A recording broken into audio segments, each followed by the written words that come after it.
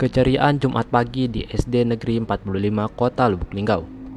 SD Negeri 45 yang berlokasi di Jalan Yosudarso, Majapahit, Kecamatan Lubuk Linggau Timur 1, Kota Lubuk Linggau, Sumatera Selatan, pada Jumat 10 Januari 2025.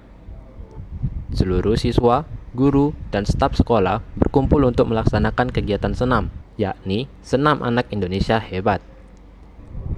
Kegiatan ini tidak hanya menjadi momen berolahraga bersama, tetapi juga sarana untuk menanamkan nilai-nilai hidup sehat kepada para siswa.